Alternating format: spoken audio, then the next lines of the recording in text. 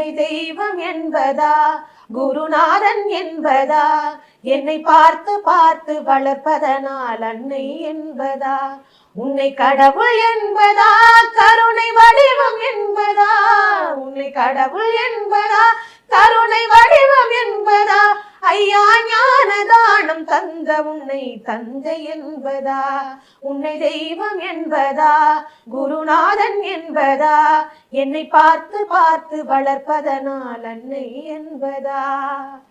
சேரும் செல்வம் எல்லாம் உன் அருளன்றோ பாடும் பாடல் எல்லாம் உன் தயவன்றோ